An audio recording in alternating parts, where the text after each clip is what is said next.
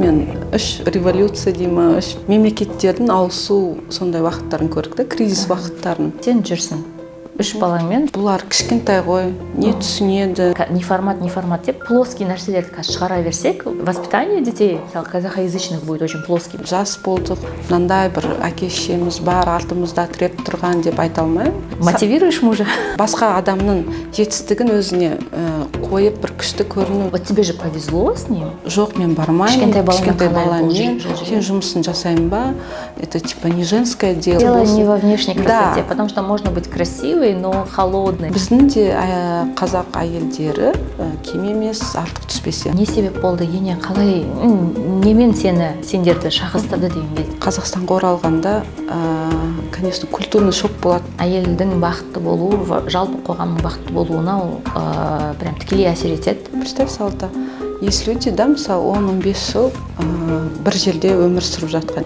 Уже адамда уақыт келе қорқыныш пайда болады да. Мен бала шағамен асырай аламын ба? Университетте бір арнайы сабақ болды. То есть бір нәрсені айта берсең, мысалы солай жаңадай гнобление, жаңа сөз естіп таяқ жей беретін даже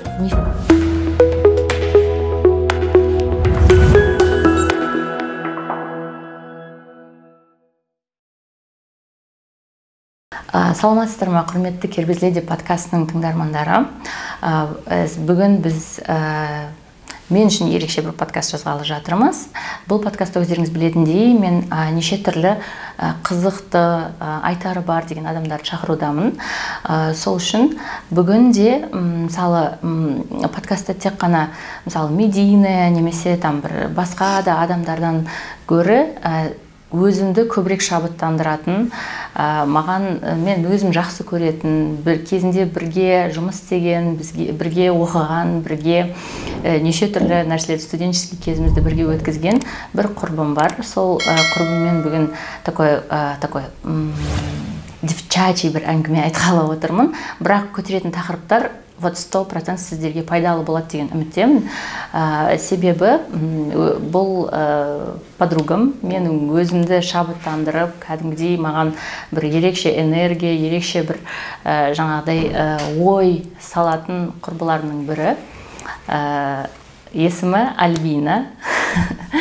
Так, Альбина 3 баланың анасы, сүйікті жар, және мен прям қатты жақсы көретін бір өмірді сүріп жатыр да. Яғни мысалы шетелде тұрып, көптеген неше түрлі елдерді аралап, и бұның бәрін балалармен бірге жасап жүргендіктен бүгін Альбинамен сөйлесіп, мысалы бұл қалай екен, бұл вообще реально ма, или бір қиыншылықтары бар ма, бұл өмірге вообще қалай жетуге болады деген сияқты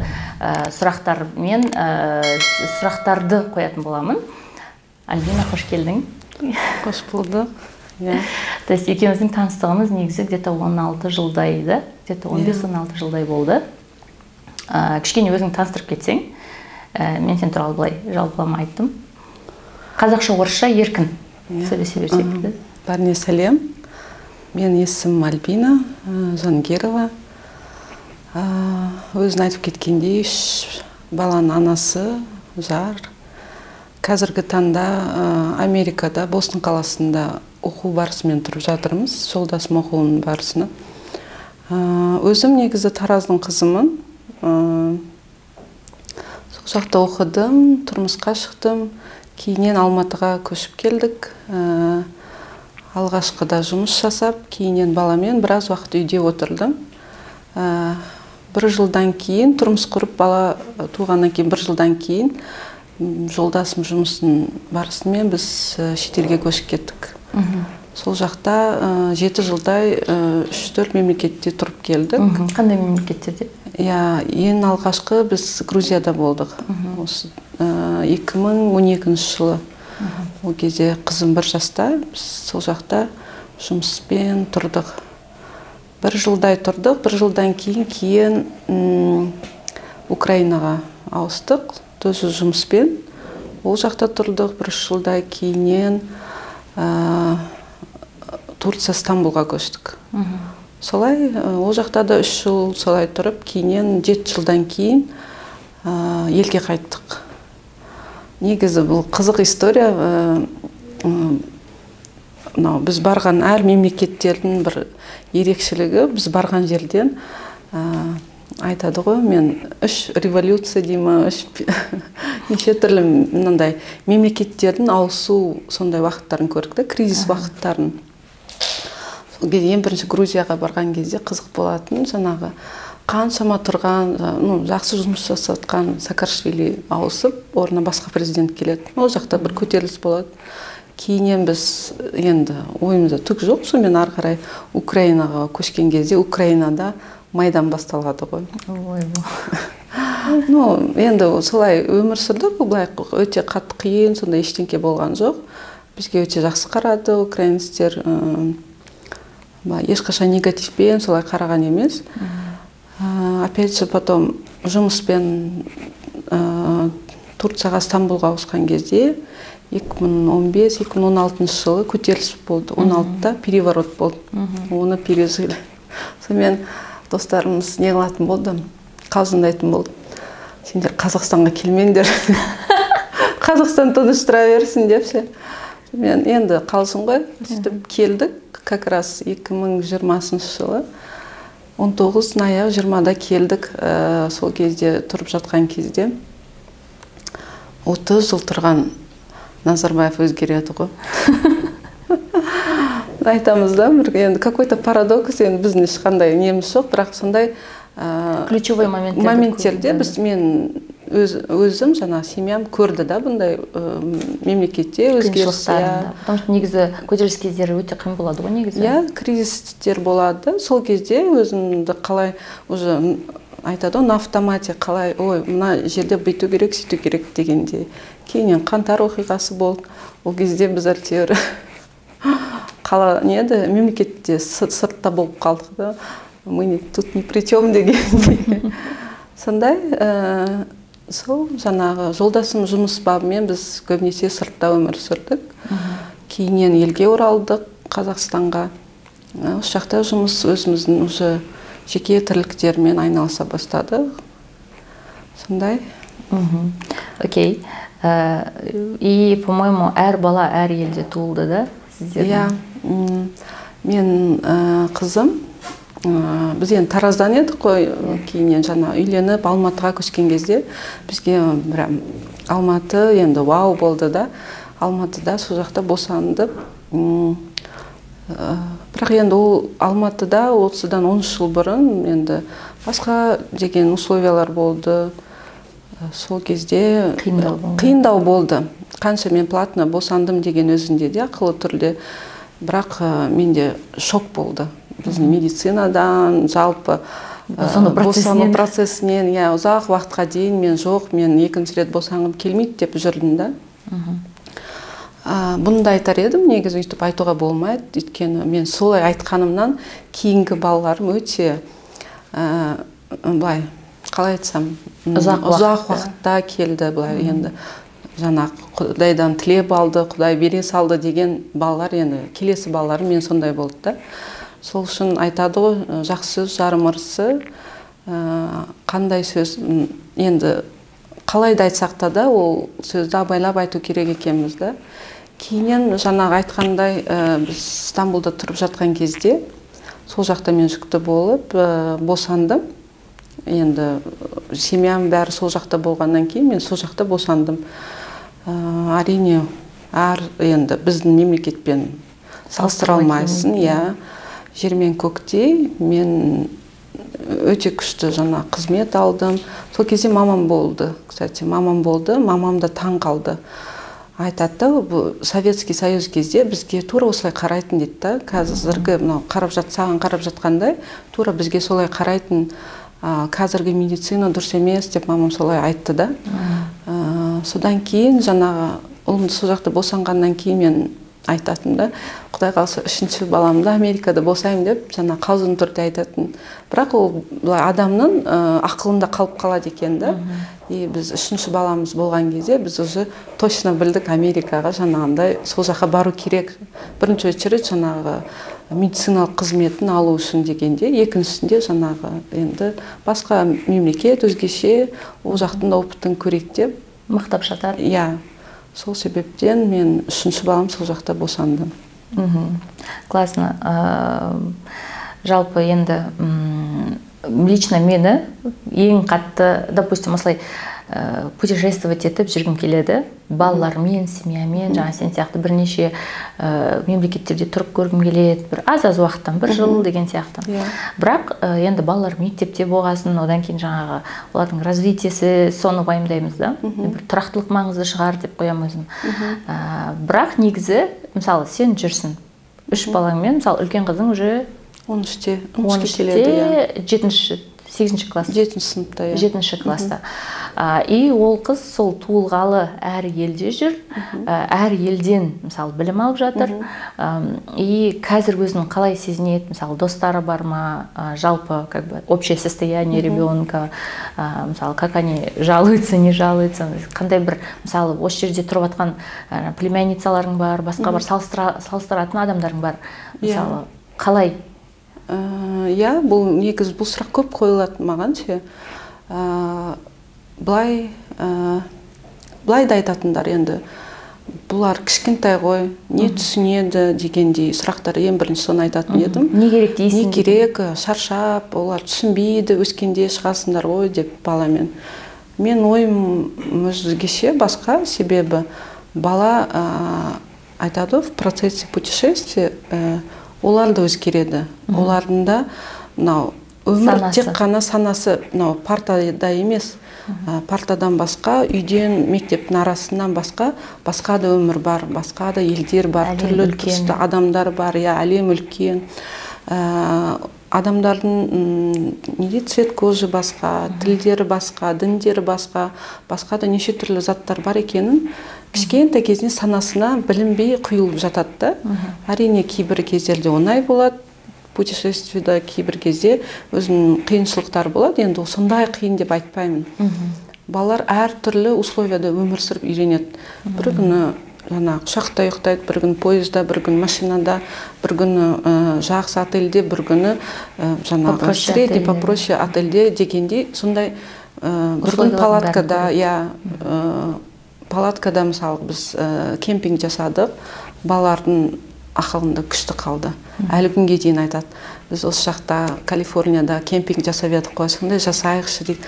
Байқарасаң, ол жерде ешқандай условия жоқ, кішкентай ғана палатка, 4 адам сияды. Солар түнде қонып, барбекю сияқты барбекю жасап, маршмеллоусын қуырып дегендей, қазанда тұрғанда таңда океан көріп, түнде ұйықтап жатқанда жанынан неше түрлі түлкілер, нелердің дыбыстарын естіген, оларға намного қызығырақ 5 жұлдыз отельде жатқаннан, себебі ондай отельдерде көбісі жата алады. Сол сияқты балалардың развитиесіне өте жақсы влиять етеді. Ал мектеп дегенге оны да мен сұрадым бұл сұрақты. Балалардың өздерінен сұрап көрейін дедім да. Енді мен қызым 13-те, ұлым скоро 8-ге толады. Ақылдары енді айталатындай жаста ғой. Қалай деймін? Өздерін ұнай ма сендерге біз осылай жиі көшіп жүреміз, мектеп ауыстырамыз деп. Әр түрлі кезде сұрап көрдім да. Айтады, көңіл күйлеріне байланысты олардың да ответтер өзгеріп тұрады, жауаптары. Бір күні, күшті, ұнайды бізге Америка, Турция, күшті ғой дейді, у нас әр жерде біздің достарымыз бар деп солай айтады. Ой, мен қызым мысалы қатты жақсы көреді шетелде оқығанын, себебі айтады. Мен еркінмін дейді, біз еркін тұрамыз, отырамыз, ойымызды не қыламыз, бізде сабақтар басқаша түсіндіріледі, маған осы формат ұнайды деп өзі айтады. Ұлым енді оған бәрі бір да, оған мен түсінбай картинадан қарауым бойынша, оған қазір ол салыстыратындай басқа нәрсе көрмеді. Көрді ғой, Қазақстан образованиясын, Американыкін көрді, мысалғы Украинада садикке барылды дегенде. Ол айтады, мен түсінгенім, оның мамасы, папасы қай жерде, балаға сол жер комфортны. Тез үйреніп кетеді. Ол жаста даже қызымнан да байқадым, мен мынандай балалар бізге қарағанда адаптироваться етеді, тез адаптироваться, потому что біздікінде стереотип жоқ, ойбай, мынау қалай, мынау қандай дегендей, оларға айтса окей, мен мына жерден бүгін тұрамын, мен осы жердемін, значит мен осы жерге үйренуім керек, осы жерге сабаққа. И тілді де тез үйреніп кетеді. Мысалы 4 жасында менің қызым 4 тіл сөйлейтін. Мысалға 4 жаста 4 тіл деген оңай емес, былай қарасаң. Бірақ қазір ол енді түсініп жатыр да. Мысалы жақында құрбысы келіп айтып жатыр маған, қызыңыз 4 тіл сөйлейді екен ғой, маған айтты дейді. Значит, она этим тоже гордится, да. То, что ол да 4 тіл біледі, неше түрлі мемлекеттерге барғанын, бәрін өзі айтып жатыр да. Санасында қалғанын, өзгергенін осыдан білуге болады.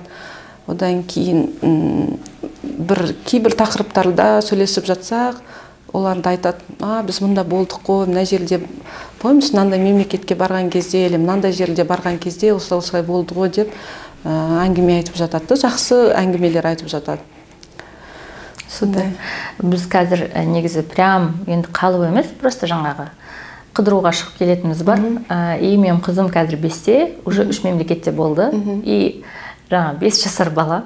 В Дубае мне понравилось больше, чем в Турции деген кезде шынымен бір ерекше естілеткен оған өзімен ұнайды. И жаңағы қазірдің өзінде ол айтады, мама, келесіде давай Францияға барайық дейді. Потому что жаңа Леди Баг деген несі бар, мультфильмдері бар, жақсы көретін. И Франция, Эйфелева башня дегенді уже естігенде, то есть ребенок уже понимает, что это возможно, реально екен. Что ол баруға болады, көруге болады, даже тұрып көруге де болады.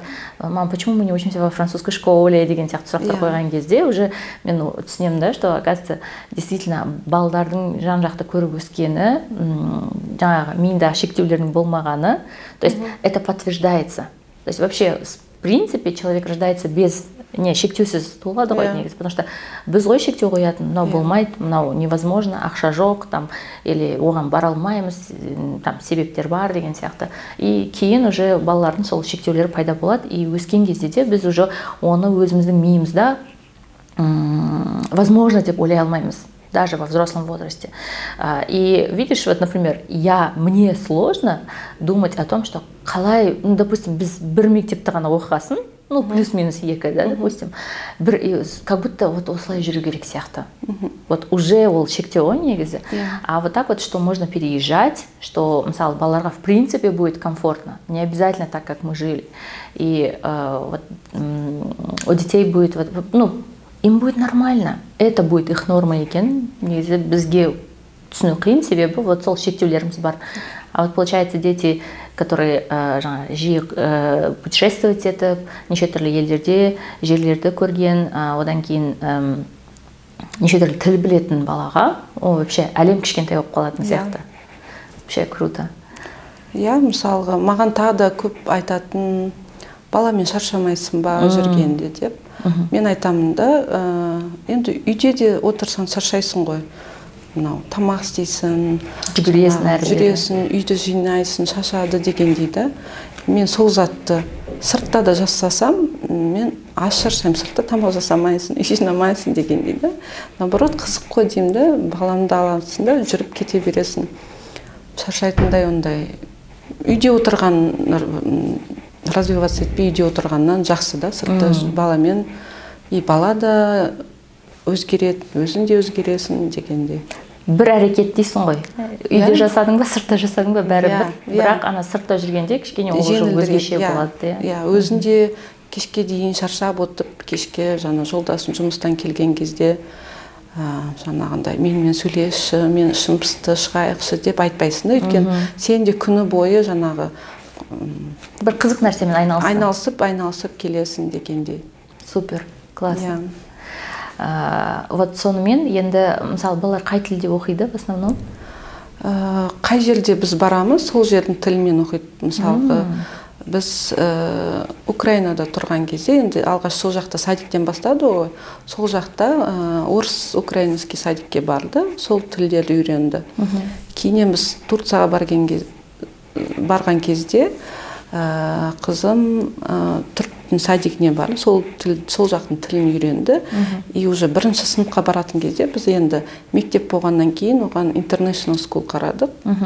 Ол жақта енді ағылшынша, түрікше үйренді.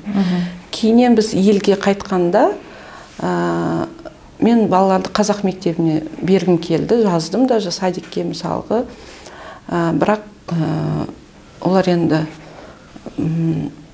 қазақша мүлдем сөйлемейді. Сөйлейді негізі, егер де адам жанындағы адам орысша білмейтін білсе, олар сөйлейді қазақша. А оны орысша сөйлейтін біліп тұрса, болды өзі, оларға оңай ғой орысша айта салған. Орысша айтады. Но енді тұрып, оны жаңа 4-5 класстағы баланы барып қазақ классына беру өте қиындау. Біз ағылшынша, жаңа орысша сондай мектептерге бердік. Садикке де бердік, қазақ садигіне. Кейіннен апайлар өздері айтты, балаңыз алып кетіңіз, орыс садигі дұрыс болады деп сөйтіп айтты да, өйткені баланың жаңағы жабылып жатқан көрінді, өне алмайды басқа балалармен, өйткені ол жақта түсіне алмайды дегеннен кейін балаға жылайды да, мысалы мен басқа мектепке барым келеді, садикке барым келеді дегенде сондай. Бірақ тілді біледі. Иә, әрине, біз үйде қазақша сөйлейміз, түсінеді бәрін. Бірақ бұны мен ойладым негізі, знаешь, неге айтады ғой, алғаш көшкен кезде айтатын, неге балаларымен қазақша сөйлеспейсің, неге орысша сөйлейді деп. Міне, бала, пожалуйста, осымен қазақша сөйлеңдер деп. Ауылға болсын, апалардың үйлеріне болсын тасып кетеміз ғой. Жаңа көреміз дейміз да, кешкісін келсем бәрі орысша сөйлеп жүреді, бар білген орысшаларын салып жүреді да. Өздері соған алып кетеді дейсің. Алып кетеді, қайны қазақша сөйлегендерін. Балаға оңай ғой енді орысша сөйлеген, содан кейін олар да орысша сөйлеп кетеді да. Ал негізі ойлаймын да, неге сондай орысша емес қазақша емес орысша өсіп жатыр балалардың. Біріншіден, бұл үлкен тақырып негізі. Мен енді көп шетелде тұрғаннан кейін айталам да, дүниенің қай мемлекет, үлкен-үлкен мемлекеттерінде болдық қой, енді мысалы Стамбул болсын, Турция болсын, Украина болсын, Америка болсын да, ешқандай елшілікте балаларға арналған қазақ мектептері жоқ, мүлдем жоқ. Яғни ол жақта тұрып алып, біз ол жақта қаншама балалар өсіп жатыр да, олардан қазақ тілінде сөйлесін деп талап ету өте қиын, жағдай жасалмаған. Біз үйде қазақша сөйлескеніммен де, ол көшедегі балалармен, интернеттен бәрінен орысша, ағылшынша үйренеді. Үйтіп, біз ғана тек үйден сөйлей бергеннен одан қатты эффект болып жатқан жоқ та. Екіншіден, сол жаңағы мультфильм, YouTube арналары, ешқандай қазақша нелер жоқ. Баланы интерактивны қызықтыратындай жақсы контенттер жоқ. Балапан деген арналар бар, мен балаларға қойып көрдім. Қызық емес. Өте бір 5 минутке шыдайды, одан кейін қызық емес да оларға. Даже «Ну погоди» деген мультиктерді қойсам да, оларға түк қызық емес. И түсінесің да, уже балалардың басқа неге, оларға басқа формат түрінде түсіндіру керек екен. Қызығушылығы басқаша, мышление басқаша. Енді олар содан үйренеді ғой. Ютубтан, мысалғы, неден, мектептерден қазақша, мысалғы, жақсы сөйлеулер үйренетін, бірақ бұлар әзіргі таңда жоқ, бұл үлкен тақырып деп ойлаймын. Мен осы жерде айта кетерім, менің күйеуім негізі IT, анимация, сондаймен айналысып, қызығып айналысып жүр. И осы жазда ол бір проект алған, как раз сол Балапан ТВ ма, бір сондай бір арнаға мультфильм жасау. Сөйтіп сол кәдімгідей анимационный бір ерекше идеямен бір мультфильмдерді ұсынса, оның айтуынша жаңағы Балапан ТВ-дің бастықтары үлкен кісілер болу керек, немесе андай современно ойлай алмай ма, или ол қаламай ма олай істеген. Білмеймін, әйтеуір жаңағы менің күйеуімнің ұсынған нәрселерін олар алмапты. То есть бұл жарамайды, біздің не формат деген сияқты нәрселерді айтқанда. Сосын жаңағы күйеуім де сөйтіп жаңағы не қылып күйініп жатқан не формат деп плоский нәрселерді шығара берсек, просто бір, во-первых, воспитание детей, мысалы, казахоязычных будет очень плоским дейді. А во-вторых, мысалы, басқаша, мысалы, бізде де осы проблема бар, біздің қыздарымыз орысша сөйлеп өседі, мысалы ол енді апасының қолында Қазақстанда өскесін. тұрып жатса да, Қазақстанда тұрып жатса да, апасының қолында өскесін. Апамыз кішкене орысша сөйлейтіні бар, мысалы біздің де үйде орысша сөйлеп кететініміз бар. Одан кейін жаңағыдай ютубы бар, көретін деген сияқты мультиктері. Вот сол бір қызық деген қазақша мультфильм қосып берейін десең, жоқ. Кәдімгідей ол қызықтырмайды. Сосын мама, что это? Мысалы на плоские екі картинки двигаются, типа дейді, и мысалы бір фильм көрсе, мультфильм көрсе, уже екіншісін басқа ауыстырып жібереді деген сияқты. То есть оның несі болмады, эффекті болмады. Жолдасым жаңағыдай, давайте прогрессивный бір нәрсе жасайық дегенді, оны уже мойындамады, қабылдамады, потому что, видимо, жаңағы каналдың бастықтары ма, или каналдың ішінде тұрған жалпы система ма, олардан талап ететін нәрсе ма, жаңа нәрселерді қабылдап жатқан жоқ. То есть это я тебе могу сказать, как человек, муж, который занимается анимацией, там 3D, там картинками и так далее. То есть вот так вот это получается на стране. Я нені айтқым келетін еді, мысалға, біз айтамыз ғой, мынау бүкіл креативтердің бәрі Америкадан шығып жатады, мысалға, мен ойлаймын, неге деп ше. Себебі олар андай әр түрлі адамдарды қабылдайды да, мысалға. Біреу розовый шашпен жүру мүмкін, біреу тақиямен жүру мүмкін, біреу әр түрлі өзгеше адамдар көп қой өмірде ше. И оларға it's okay, нормально да, сенің өзің сондай креативсің деп оларға қарайды. И сол креативтерді салған кезде одан жаңа күшті Голливуд шығады дегенде да, и они этим диктуют дүниеге. Қазақстанда жоқ емес, бар бізде де. Неше түрлі креативтер бар біздің, мысалы, шетелде жүргенде көп байқайсың, біздің де жастар талантты, біздің де жастар ерекше. Бірақ келген кезде оларды мынандай бір форматқа салғысы келеді. Мына жерде, өйткені сен басқаша ойласан, сен дұрыс емес сияқты оларды көрсетеді. Неге? Неге олай болу керек дегенде ше. Сондай, сол үшін жақсы бір ойға еркіндік керек. Еркіндік керек, я. Енді біз жайлап поколение ауысып жатыр ғой, мен ойлаймын, біздің балалар болмаса одан кейінгі тағы бір 10 жылдан кейін жаңағындай сәл биліктер өзгеріп, адамдар өзгергенде жақсы контент, жақсы форматтар, жақсы өзгерістер келеді болады деп ойлаймын. Әрине енді біз оны күтіп, оны біраз уақыт керек.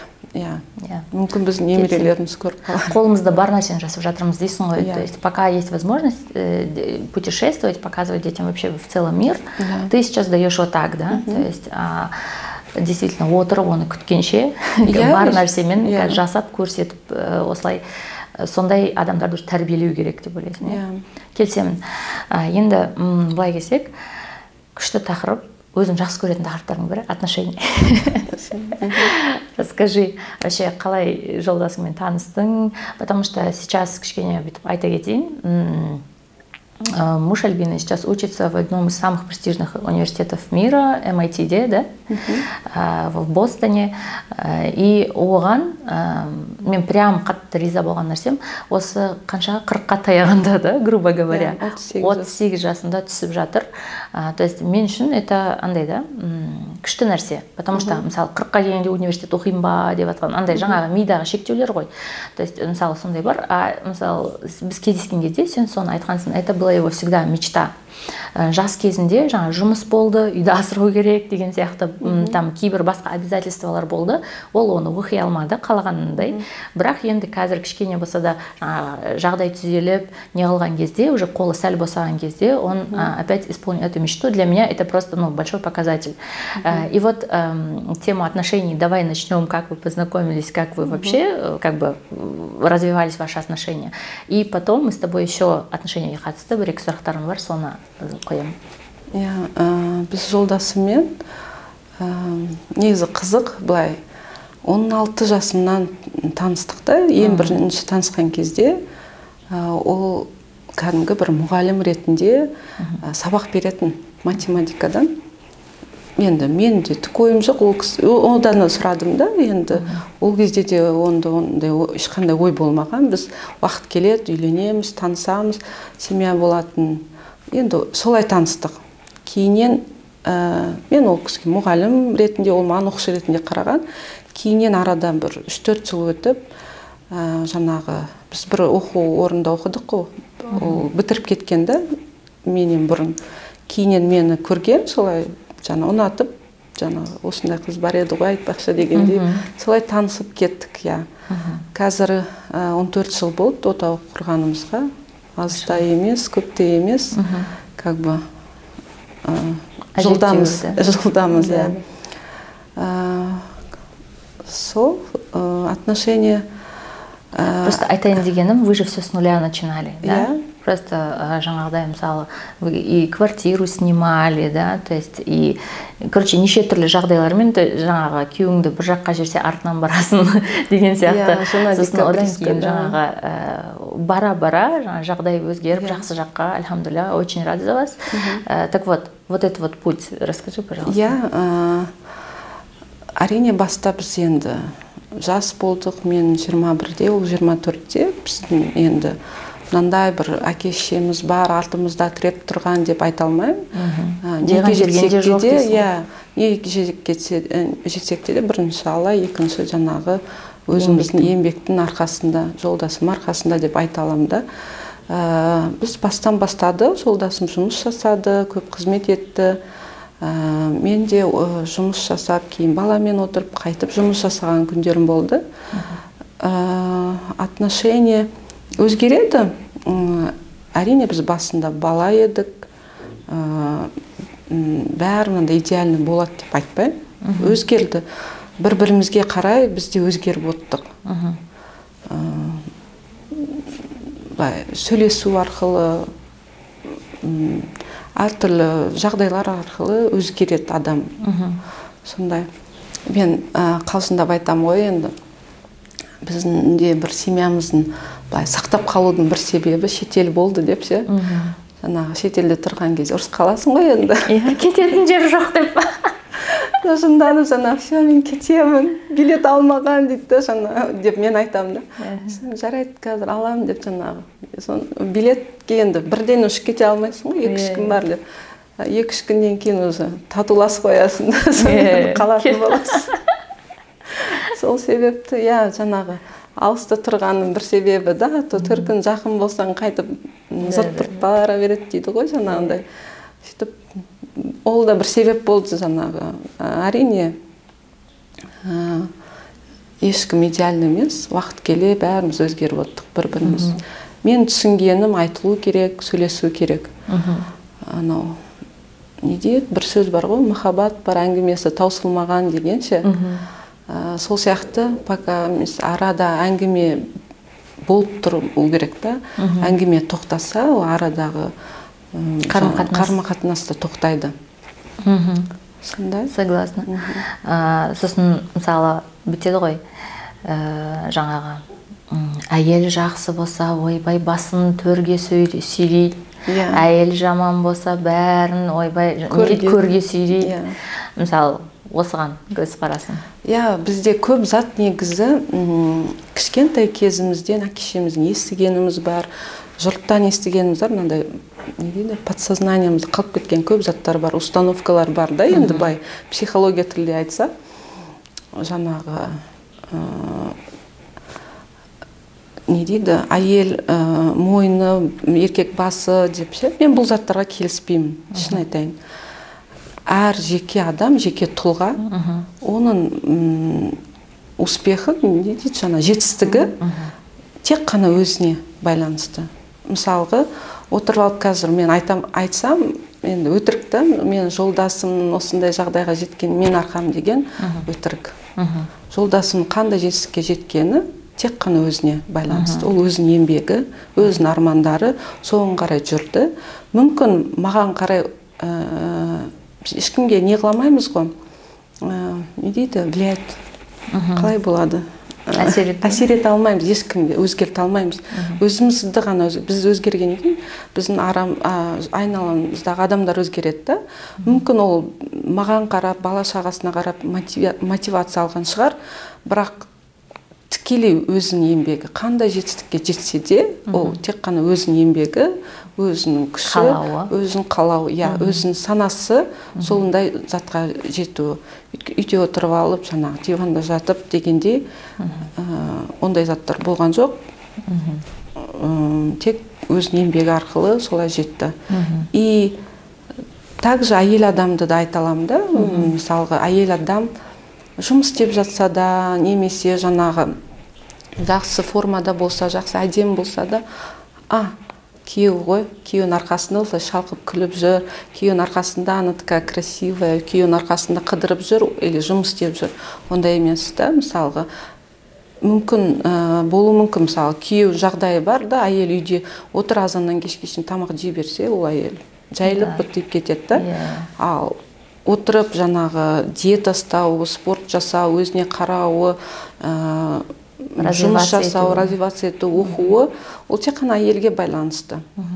Ал тек қана екеуінің әдемі арама қатынасы одан сайын бұл затты күшейтеді. Сондай. Супер, согласна. Келісемін.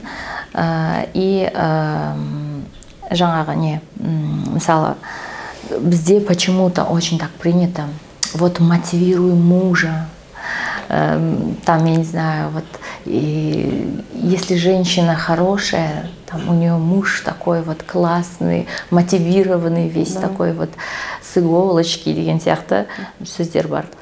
Мотивируешь мужа? Анау ғой, ойлаймын, бұл өзінің жетістігіне жете алмаған әйелдердің под этим не дейді, покрывается деймі, не дейді, сондай әңгімесі деп ойлаймын, ақталуы, өзін жаңа басқа адамның жетістігін өзіне қойып бір күшті көріну себебі шығар. Айтып тұрмын. Нереализованный потенциал. Айтылады, біз жолдасымен сөйлесеміз, мысалы, мынандай болады, мынандай давай былай істейміз деген айтылады әрине. Мен де айтамын, ол да айтады. Бірақ осыған байланысты ол әрі қарай мотивация берсенде де адам дальше жұмыс істемеуі мүмкін ғой, да, мысалы. Әрі қарай өзінің алып кетуі тек өзіне байланысты. Біз қанша жерден мотивация берсек де, не істесек де, тек ер адам, немесе әйел адам өзіне байланысты. Мысалы, Альбина, ну, конечно, саған бұны айту оңай, у тебя же муж такой, в принципе, есі бар, мотивациясы бар өзінде. То есть он, в принципе, вот такой парень. А вот как быть мне с моим вот таким мужем? Дейтіндер бар шығар өзін салыстырып айтатын. Типа, вот тебе же повезло с ним. Да, легко сказать, да, повезло. Да, повезло с ним. А вот у меня он не такой. Но я хочу жить, как ты. Ну, мен де қалжыңдап айтамын, кому больше повезло деп. Наверное, ему тоже деп қоямын. Енді тең-теңімен дейсің ғой. Самооценка ұрып тұр ғой деп. Үйтіп айту оңай ғой енді, повезло деп. Бірақ не дейді, ол есіктің ар жағында не болып жатқанын тек қана маған және жолдасыма айтып тұрмыз ғой, сөйлесу арқылы бірденен бүйтіп сөйлесуге келмедік. Әрине басында ұрсатымыз, ренжитіміз. И түсінесің да, енді балалықта болды, уақыт келе түсінесің. Кейбір заттарға жаңағындай ақылмен қарау керек екенін, кейбір заттарды жаңағындай сөйлесу керек екенін, айтылу керек екенін, іште қалмау екенін. Одан кейін мен аны айтатын едім, негізі деймін да, тыңдау керек былай. Мысалғы, бір адам, мысалы, особенно айтам да, жолдасы немесе анан, әкен бір зат айтып жатса, ол затқа құлақ бөлу керек. Егерде сен сол тыңдамасаң, обязательно сол заттан сен шалынасың. Мысалға, айтады ғой, мамалар, шапка киіп ал, басын ауырасың дейсің ғой, дейді да. Ой, жоқ, мам, мен типа шашым бұзылады деп шықпай үйге келесің, одан кейін ауырасың да. Действительно, потому что саған айтылды. Енді ол затты тыңдауың керек еді. Жоқ, мен өзім білемін деп. Сол сияқты жолдасында кейбір заттарды айтады да. Мысалы, Альбина, мынау дұрыс емес. Мынандай жағдайлар болады ше, мысалға, жолдас енді қыз болып, қыздармен қыдырғың келеді ғой. Сол кезде, ой, классно, твой муж всегда отпускает деп айтады да. Көбіне жібереді, бірақ мынандай кездерде болады, бармасаң да дұрыс болатын еді. Өйткені он видит что-то, опасность, возможно, которую я не вижу. Мысалға айтуы мүмкін да, бүгін бармай-ақ қойшы. Немесе ол сол күні шаршауда мүмкін, мысалы, өйткені балаға да біреу қарау керек қой. Сол кезде жоқ деп қырсықпайсың ғой. Өйткені алдында бірнеше рет сен үшін баламен отырады, немесе жіберіп, сөйтіп көмектесіп тұрса. Да, и мен де жоқ деп айта алмай қалам да, окей, мен де бүгін қалайын, мен бармай-ақ қояйын дегендей. И сондай. То есть все взаимно дейсің? Взаимно, да. И ол да бір жаққа баратын кезде мен де тұрып алмаймын да, ойбай бармайсың, кім, анау-мынау дегенде отырып, жаңа балаға қарап, жұмысын жасап, мынандай заттар бар, мысалға, дәл қазір мен Қазақстанға келуім себебі осындай да, жолдасымның жұмыстар арқылы, жұмыс үшін. Ол жақта оқумен шыға алмай жатқаннан кейін маған айтты да, сен баруың дұрыс керек болып тұр, сен барып келесің ба? Мен тұрып алсам ана жерде, жоқ, мен бармаймын, кішкентай баламен, сен жұмысын жасайын ба? Это типа не женское дело деп. Нету такое женское, мужское дело. Есть команда. Я бірге жұмыс жасау керек. Өйткені бұл біздің жанұямыздың мәселесі. Да, ол жұмыс косвенно маған да қатынасты да. Бірақ адам сұрап тұрса, сен баруың керек, солай дұрыс деп маған түсіндіріп тұрса, неге мен жоқ деймін да. Окей, мен де жасайын. Әрине оңай емес, мен жүрген қазір ол істеп жатқан жұмыстарды ыңғы ер адамдардың арасында жүрмін да. И тут я с ребенком дегенде, әрине, конечно, помогай. Тез-тез жаңағы очередьті өткетуіне, немесе басқа адамдардың көмектесуіне да. Енді ол үйде қалған екі баланы қарап отыр ғой, тамағын беріп, қарап дегенде. Это тоже не мужская работа деп айту да мүмкін да. Ол да түсінеді, что енді өзінің баласы, ол отырып тамақ істеп, бала қарамаса кім істейді? Көшеден келіп адам істемейді ғой. Сондай, мынандай, біздің семьяда әрине бұрында ондай болатын, это женское дело, это мужское дело деген сияқты. Кейінен енді өмір көрсетеді ғой, көрсетіп, біз соған келдік. Проявлять гибкость, да? Я.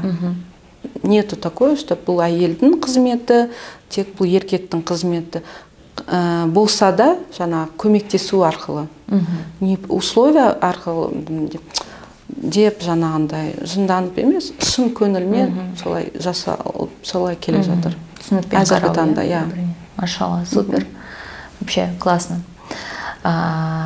Енді хочу поговорить про женщин, вообще ценность женщин деген тақырыпта. Жаңа сен шетел аралап, мысалы біздің қазақтың әйелдері қандай, вообще жалпы басқа елде прям сен тұрып, не понаслышке білесің да көп нәрсені. Мысалы сол елдің әйелдерінің ерекшеліктері, біздің қазақ келіншектердің ерекшеліктері, қыздардың ерекшеліктері, олар бізге қалай қарайды, біз жалпы өзімізді қалай есептейміз, сол туралы кішкене сөйлессек. Енді басқа ұлттың әйелдері деп айтамын да, мысалы әйел азаматтары маған, мен өміріме өзгертті. Қалай дұрыс болады айтқан? Оларға қарап мен өзгердім деп айтуға болады да, или жақсы жақтарын алуға тырыстым. Мысалы Украина, Грузияда тұрған кезде олардан бізде қонақ жайлымыз, олар да қонақ жайлы. Солай ашық болуды тағы да үйренесің, қонақ күтуді, солай қалай айтсам, атмосферу создавать, қонақ күту деген заттарды сол жақта үйрендім, шыны керек. Сол жақтағы даже қазақ апайларда болды. Үнемі қонақ күте, жаңа есігін ашып жіберіп, жаңағы дастархан жай жібереді деген. Сол кісілерден үйрендім деп айта аламын. Бізде де бар ғой ол зат, бірақ басқа да бір қырларын, ерекшеліктерін солардан үйрендім. Украина келгенде, енді Украинаның қыздарынан үйренетін өте көп зат бар. Қылықтылығы бар, әдемілігі бар, өздеріне қараулары бар. Бұл өте адамға, әйел адамға не береді? Үйренетін зат көп негізі да. Олар өздері мысалға өте әдемі санайды. Өйткені олар мынандай сөз бар ғой, украинки самые красивые в мире деген сияқты. Олар соны біледі да, соны енді әдемісі дело болсын. не во внешней красоте, Да. потому что можно быть красивой, но холодной, да, какой-то такой непривлекательной. Они знают, что өздерін әдемі екен, хотя мүмкін әдемі де болмауы мүмкін, бірақ енді өздері іштерінен әдемі сезініп тұр ғой. Өздеріне күтеді, өздеріне қарайды, баламен жүрсе де жаңағы дворда не дейді, каблугын киіп, шаштарын тарап, бюралап, мейкаптарын жасап, солай жүреді да. Олардан үйренетін заттар көп. Жұмысты да жасап жатады, өздеріне де қарап жатады, үйлері өте таза. Мен көрген халықтардың ішінде ең таза, аккуратный, сондай деп айта аламын.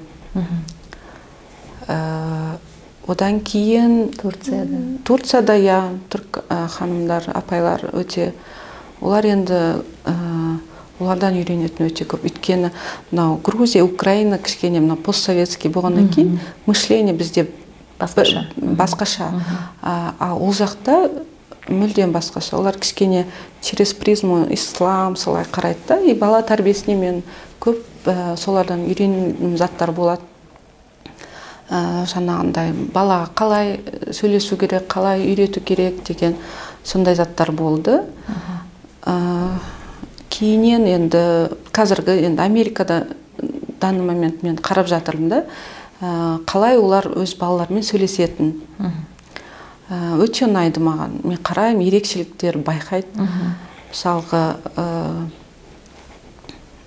біз балаға айтамыз ғой, жаурайсың, киініп ал дейсің. Ана киімді ки деп байқалап айта саламыз да. Не үшін кию керек, не себептен кию керек екенін біз айтпаймыз да. Не үшін тамақ жеу керек екенін, не үшін сабақ оқу керегін дәл айтпаймыз. Сабағыңды оқы, киім ки, ананы жина, мынаны жина деп айта саламыз. Не себепті ары қарай екенін айтпайды екенбіз. Мен соларға қарағанда былай байқадым да, жаңағы айтады, Пенелопа, ты можешь одеть кофту, жаңа киіміңді киесің ба, сен жаурайсың, жаурағаннан кейін ауырасың, мен сен ауырғанды қаламаймын деп түсіндіреді. Анадан кейін бала тұрмақ, үлкен адамның өзі киіп алады, өйткені саған түсіндіріп тұр, не себептен сен жаңа киіну керек, ішуің керек, оқу керек екен айтып жатқан. Солай көп зат алатын дүние бар олардан. Бірақ біздің де қазақ әйелдері кем емес, артық түспесе. Біз солардың арасында жүрген кезде көп заттың бізде былай қалай қалыптасып кеткенін, біз үшін норма болып кеткен, өзімізді недооцениваем дейді ғой, былай қараған кезде. Олар өте таң қалады біздің қазақ әйелдерінің, жаңа 3-4 бала туса да өздеріне жақсы қарауын, фигурасын сақтауын, при этом жолдасына да жақсы қарайды, жаңағы өз әке-шешесіне де, ата-енесіне жақсы келін бол деген заттар көпті, жаңағы жақсы мама бол, современный жұмысты да істе, жаңа бірнеше тілде сөйле дегендей ше.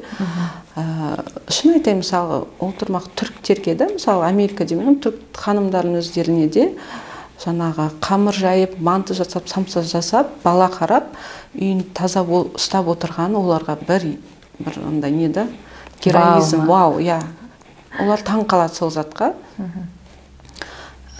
Хотя, мысалы, менің ойымда набір турчанки сондай болып келеді. Или это там не все? Не все, современный, мен енді андай современный Стамбул сол жақтарында тұрдым да, даже көршім болатын ол кісі.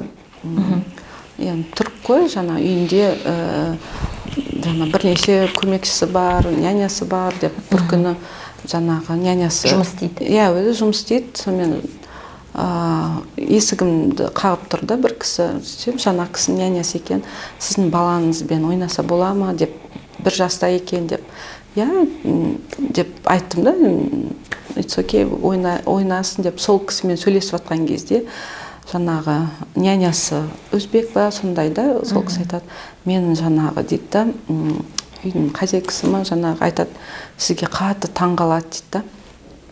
Не болып қалды деймін да, енді мен таң қалатындай ештеңке ондай жасап отқан жоқпын.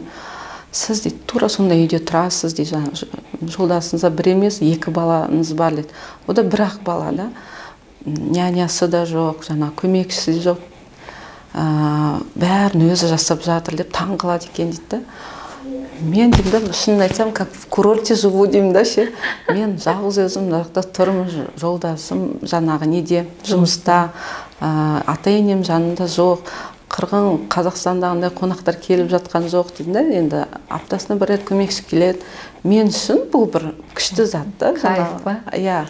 Оларға бір не болып көрінеді екен. Героизм болып көрінеді. Соны айтамын ғой, біздің анау бейшара Қазақстандағы әйел адамдарды көрсе деймін да, 4-5 бала ата-енен қолында немесе жаңа қонақ, но при этом бәрін үлгеріп жатыр деймін да. Сол кейбір заттарды біз бағаламаймыз әрине. Супер, негізі күшті тақырып көтерілді айтқаның. Мен как раз ашқым келіп жүрген тақырыптардың бірі мизогиния деп аталады, оны психологияда. Мизогиния — это әйелдер бір-бірін жек көруі. Әйелдер бір-біріне қатты талап қоюы негізі ше. И мысалы көптеген нәрсені, мысалы жаңа қазір ажырасып жатқан кезде ене себеп болып жатады деген деп айтады ғой. Сол кезде не себеп болды, ене қалай, немен сендерді шағыстырды деген кезде қараш жатыр, қараш мына жер кір, мына жер салақ, мына жер лас, бірақ тамақ пісірді деген сияқты әйелдер бір-бірінің артын ашып беріп жатыр да негізі. Мысалы, ер кісі оны жатыр ма, жатыр, демалып жатыр деп ойлайды, например, байқамайды, норма көреді деген сияқты, бірақ оны жаңағы әйелдер айтады екен да, мысалы, бұлай болу керек, жаңағы вот это высокая требовательность женщин к женщинам. Это по сути не мужчины на самом деле требуют женщины. И соны ерлерге соған прям қадалып, көзін соған ашып, кейін именно әйелінің кемшіліктерін көру, соған бағыттап негізі отырған өзіміздің әйелдер. Мысалы, тот же самый ене жоқ болса, қайнапа болуы мүмкін, қайынсіңілі болуы мүмкін. Олар жоқ болса, там, я не знаю, біреудің басқа әйелдер болуы мүмкін, әйтеуір бір каким-то образом не болып келгенше, мысалы, балаң салақ екен, кір екен деген сияқты нәрселерді айту арқылы жаңа ұялту деген сияқты.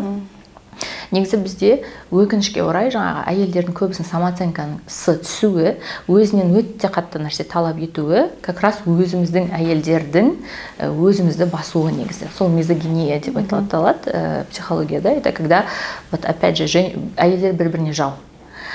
И вот когда, например, женщины друг друга поддерживают, да, например, это нормально, мысалы, жаңағы көмекші шақыра сал, жаңағы, білмеймін, қолыңнан келмесе, мысалы, қиналып жатсаң, декретте үйдің бәрін не вылизывай, вот поспи с ребенком, будь там, побудь в этом, побудь в том деген жаңағы бір-біріміздің жағдайымызды жеңілдетсек, как минимум морально жеңілдетсек, ары қарай оны іспен физически жасау негізі әлдеқайда оңай болады деді.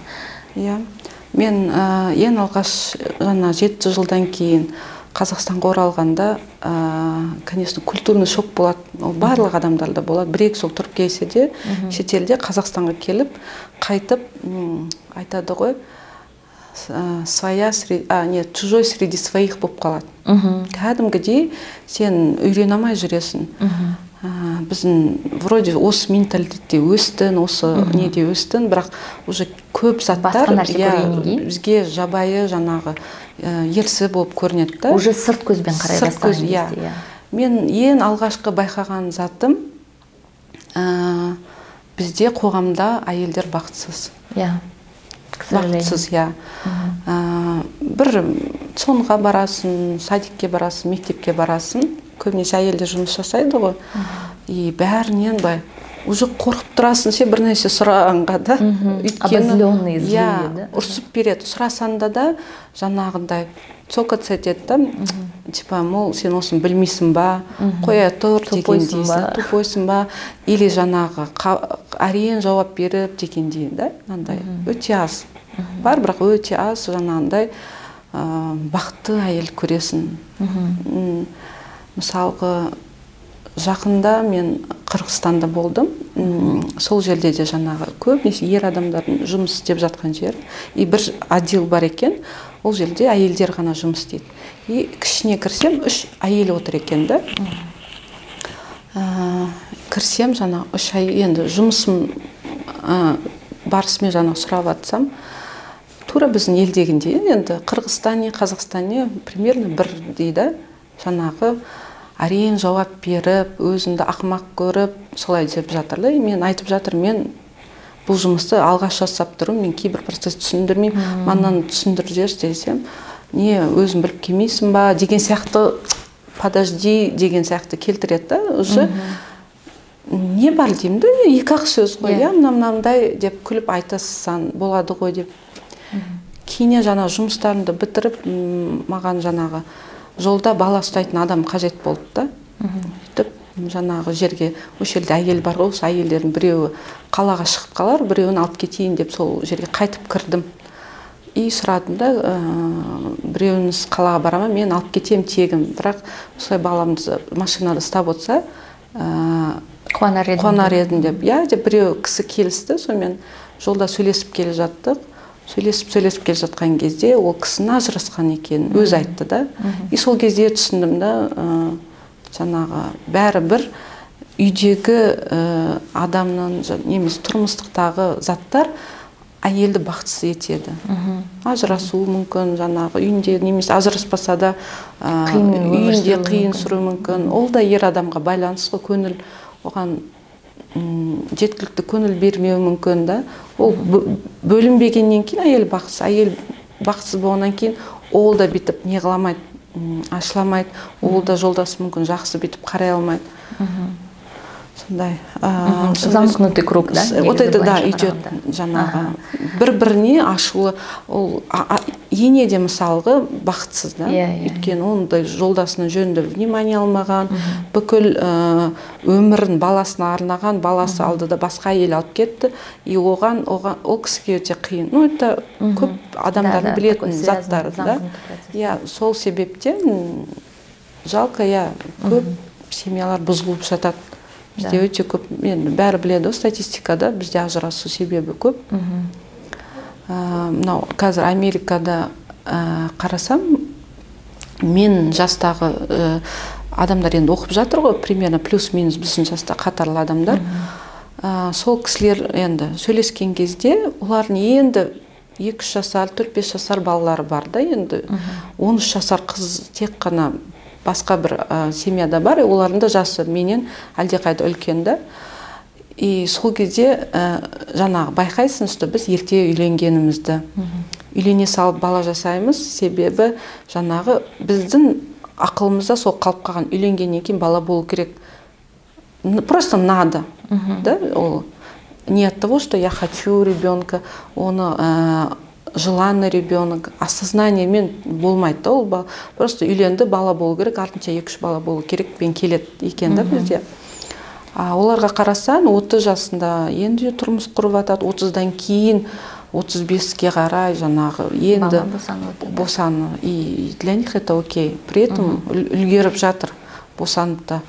От того, что ойбай ертең кеш туасың, туамай қаласың деген заттар кейбір кезде жұмыс жасамайтын деп ойлаймын. Өйткені Қазақстаннан басқа бүкіл мемлекеттер бар ғой, солай өмір сүріп келе жатқан дейді. Кеш босанады, кеш тұрмысқа шығады. И балалары өте бақытты, өйткені бүкіл өмірлерін сол баланы дамытумен айналысады да. Жағдай жасалынады. Келсемін. Так, супер. Келсемін, негізі шынымен әйелдің бақытты болуы, жалпы қоғамның бақытты болуына ол прям тікелей әсер етеді. Прям я в этом железобетонно уверена. Поэтому я и приглашаю разных женщин, чтобы люди могли увидеть, мысалы, жаңа айтқандай, біздің неміз көз қарасымыз шектеулі ғой. То есть жаңағыдай бір немен, полоскамен жүріп келе жатқан кезде, когда айналаңда жан-жаққа қарайсың, например, жаңағы я восхищаюсь тобой, я искренне это могу, признаю, я везде это рассказываю. Почему? Потому что, например, вот путешествовать, жить в разных странах, там, это в принципе моя мечта, я ее сейчас реализую пока в краткосрочном режиме, но болашақта я все-таки хочу пожить в какой-то бір шетелдің странасында, бір елде, и там посмотреть другой опыт, перенять. Я железобетонно уверена, что это очень сильно маған да и в моем развитии, в развитии мужа, в развитии детей очень сильно это повлияет в хорошую сторону, я в этом точно уверена. И вот когда ты, например, вот показываешь, что, допустим, сен қанша 25 елде болдың да, жалпы қыдырып? Больше, да. Больше, почти 30 шақты елде болдың. И, например, ел көру, жер көру, что это возможно. И вообще, андай не просто там бәрі көріп жүрген Дубай, Анталия ғана емес, жалпы неше түрлі, мысалы, Бразилия, Аргентинаға да мен в том числе сенен көргеннен кейін сенімен ақылдасып, да, то есть опыт алмасып, тоже барып келдім. И потому что это меня реально вдохновило. Былай мысалы детская мечта, ана кішкентай кезімізде сериалдарды көресің, Backstreet Boys ойнап атады там на фоне. То есть вот это все это возможно екен, көп жағдайда даже миыңа да кіріп шықпайды, потому что мы в основном живем вот по одной линии, да, по простроенной стратегии. Это нельзя, это нельзя. И вот я уже думаю, блин, деньги есть, время есть, возможность есть. Мысалы, ешкім мені жұмыстан жібермей отырған жоқ, жұмыста өзім бастықпын деген сияқты өзіме. То есть, если ничего не держит, почему я не езжу, почему я не живу так, как я хочу, жаңағыдай деген ой, мысалы, келіп соны реализовать ету, негізі арада біраз, конечно, мандраж болады, қиыншылық болады деген сияқты, бірақ соны жасағаннан кейін я так гордилась собой и была очень благодарна тебе. И жаңа айтқандай, что я хочу осындай, мысалы, келіншектерді көріп, біздің әйелдердің, что так можно деген нәрсесі көбірек қалыптасқанын қалаймын. Потому что, мысалы, сен мен барлық қазақстандықлардан көп неміз жоқ, айырмашылығымыз жоқ, да? То есть мы все такие же, сол қарапайым отбасыдан шыққан, жаңағыдай өзің айтқандай арқамыздан тіреп тұрған ешкім жоқ.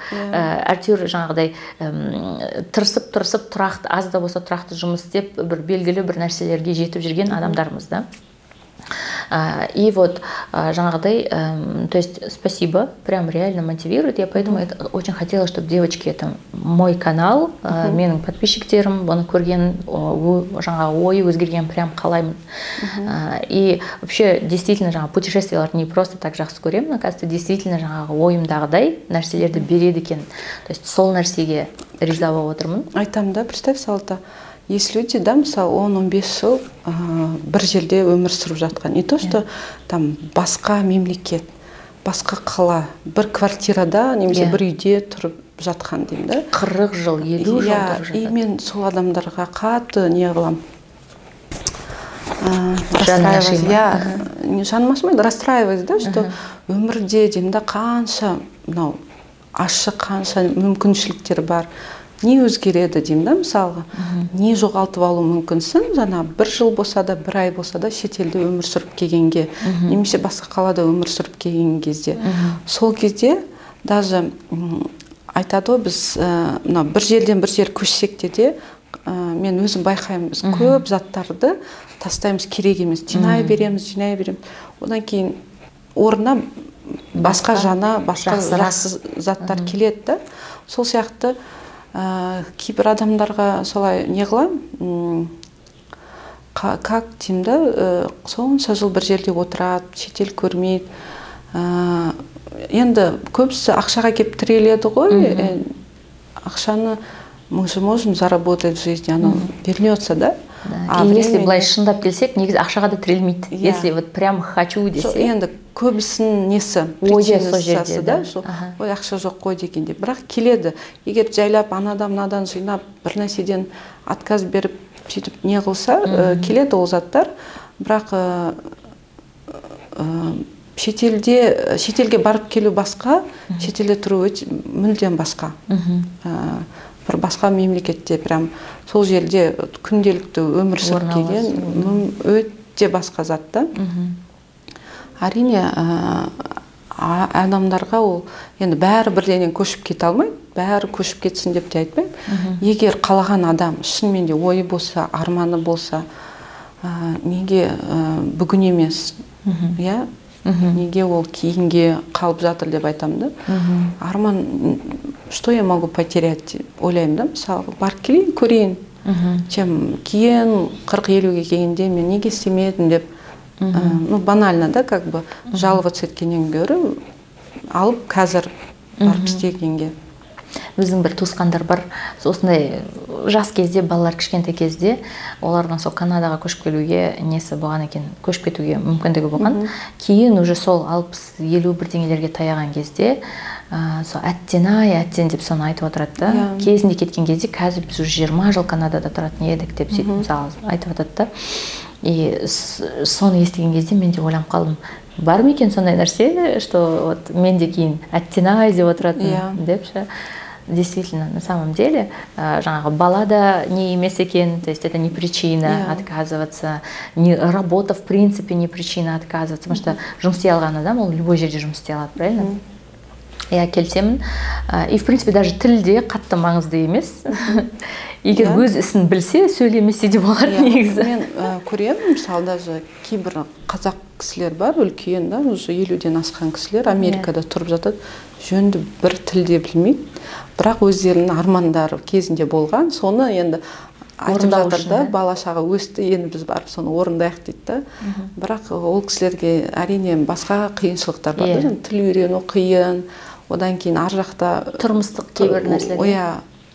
Құрып кетуде өте қиын келеді, себебі уже балалар бар, немере бар, құда-құдағи бар деп сөйтіп айтады да. Бірақ сонда да соны жасап жүрген адамдар бар, мен жиі көремін ондайларды.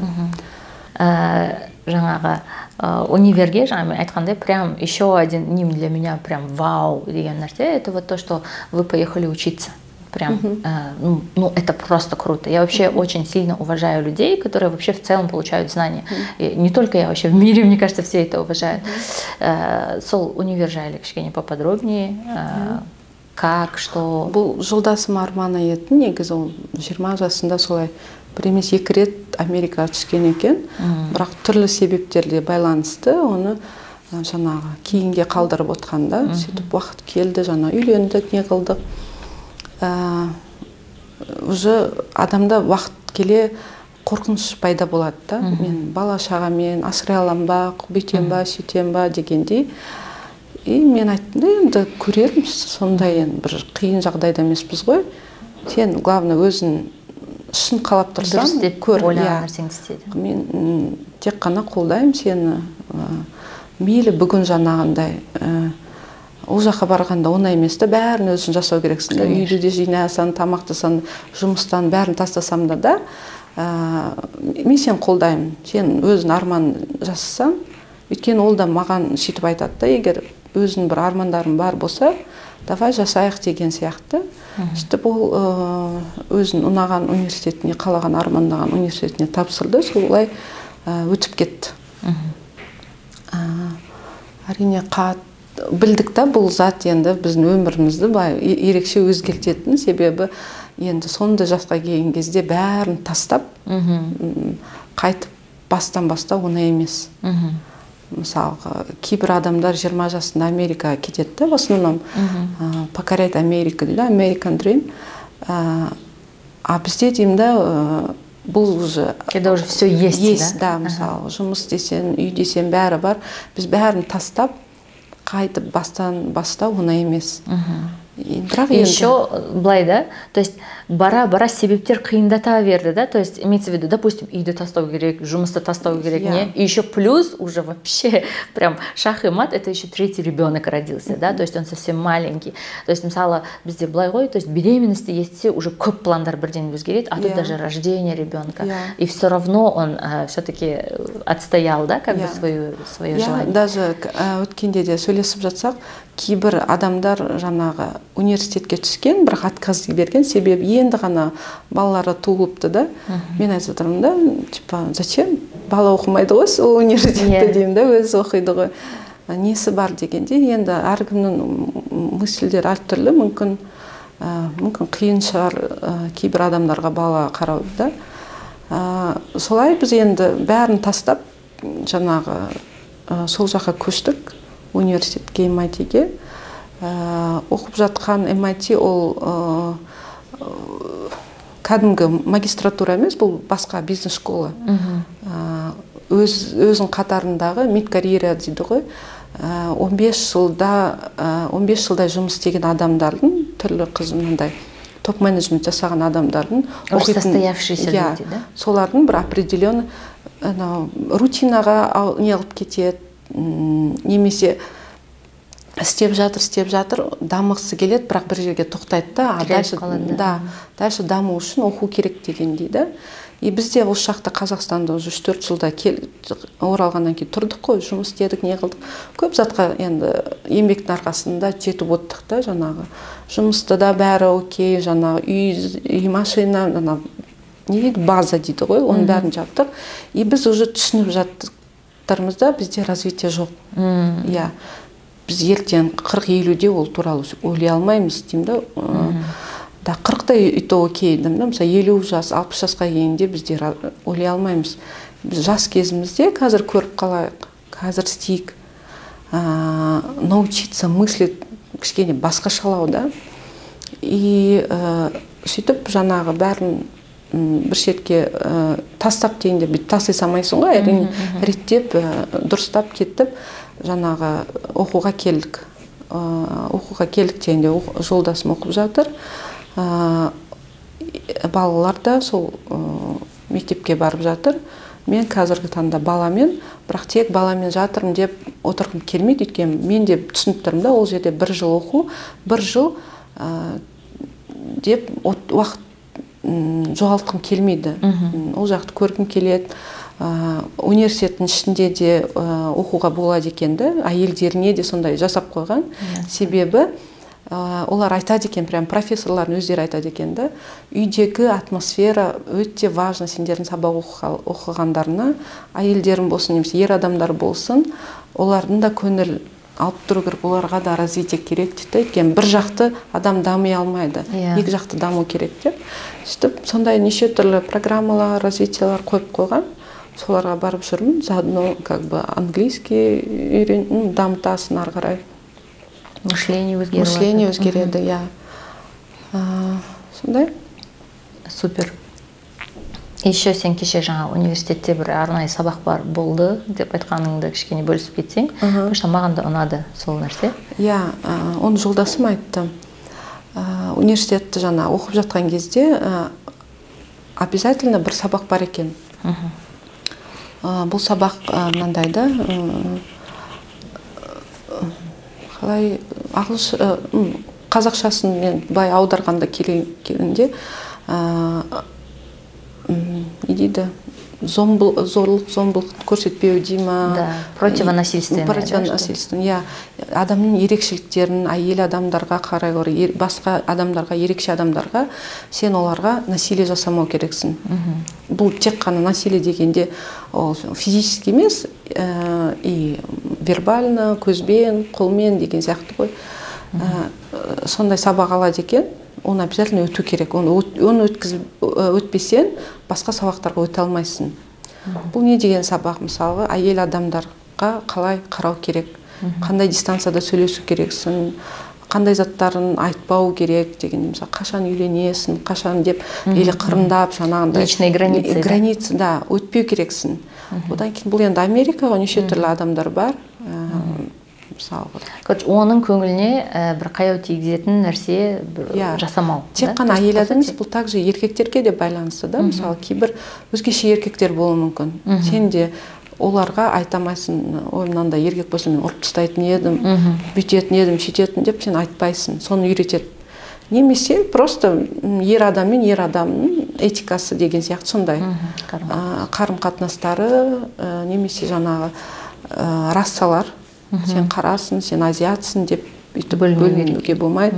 И ондай жағдайда жаңа қандай полиция қызметтері бар, олар не істейтін бәрін түсіндіріп, жаңа бір сабақ ретінде өтеді. Жаңа айтып жатырмын, насилие дегенде бізде көбінесе ойлайды, насилие тек қана физически деп, жаңа ұрса, зорласа қана ол насилие көреді деп. Негізі жаңа өзің білесің, ауызбен де насилие, финансово можно насиловать, да, оны біздің қазақ әйелдер білсе екен деймін да. Мысалғы, үйде отырған әйелге айта берсе, сен ақымақсың, сен салақсың, сен қолынан түк келмейді, сен топасың, ақша тауып жатқан жоқсың, сен салыстырма, сен анан әйелін қарашыңыз, ол әйелге насилие. Отырып, ол адам білмеуі мүмкін, бірақ морально жайлап соны неғыла береді, гасить ете береді адамды, и ол әйелге, конечно, уже морально ол әйел уже бітіп отыр, да? согласна, бұл жерде айта кетейін жаңағы бір адамға 40 күн жынды десең жынды болады дейді ғой. Яғни бұны қазақтар бұрыннан біліп жүрген. И жалпы мысалы бізде бүйтеді ғой, я критикую, чтобы жақсы болсын, то есть өзгерсін, мен салақпын десе, бұл өзгереді деп ойлайды да, но негізі сен салақсың деп жаңағыдай өзің айтқандай насилие көрсеткен сайын ол өзгермейді, оның наоборот психикасы бұзылады. И психикасы бұзылғанда это прям даже на уровне психопатии бұзылуы мүмкін.